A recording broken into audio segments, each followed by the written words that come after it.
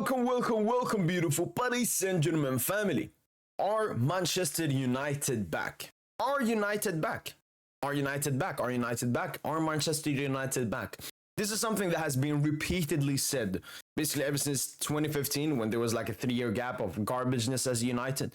Are they back? You know, when Mourinho came in, Pogba, Zlatan, Eric Bailly, that team was cooking.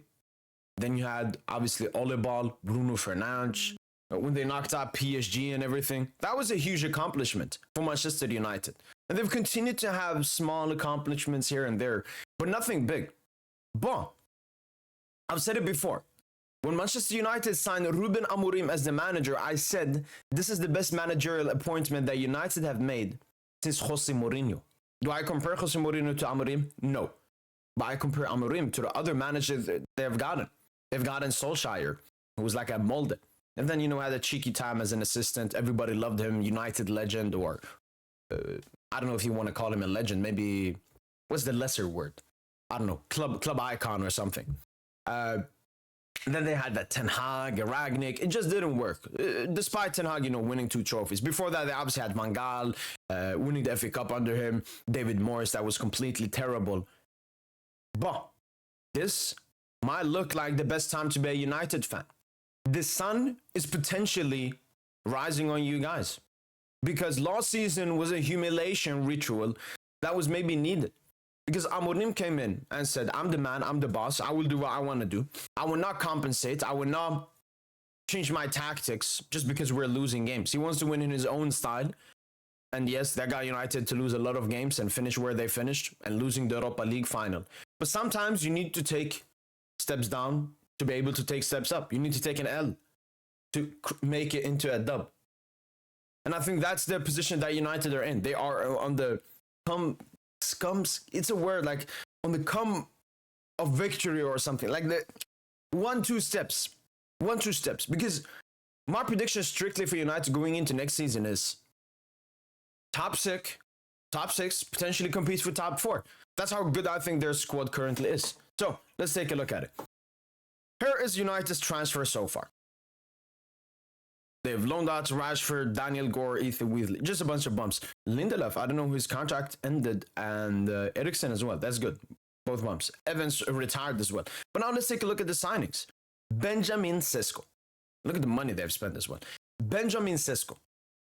Great signing. I know he's a bit raw. I know he needs a little bit of time. I know he's a little bit young and unexperienced. But Sesko, talent-wise, he can be the number 9 for United for a very long time. Brian Mbeumo, I haven't watched him. Don't know that much about him. But if they're going to spend 75 million, he scored like 19 Premier League goals last season.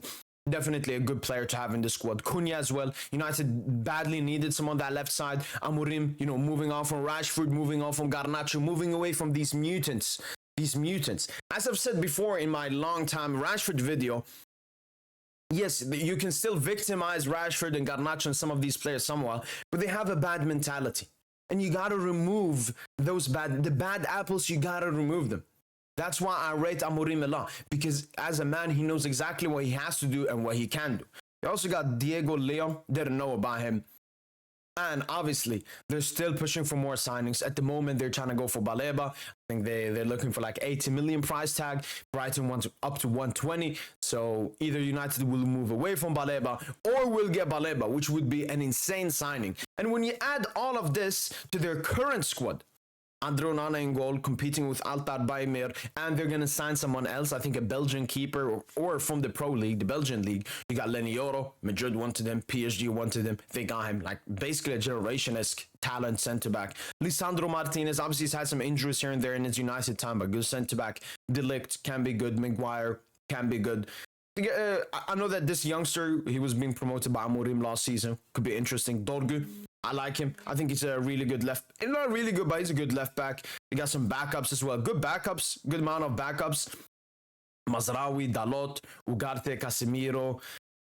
I would say the 6th position is where they need to strengthen. That's why they want a Baleba or a Yelmund from Sporting Lisbon. They got Kubi Mainu as well. Maybe he's not going to be as he was last season. Bruno Fernandes, obviously, they're going to move away from Garnacho. They're going to move away from Jadon Sancho, Amad Diallo, Mbeumo, Cunha. They still haven't sold Anthony, Sesko.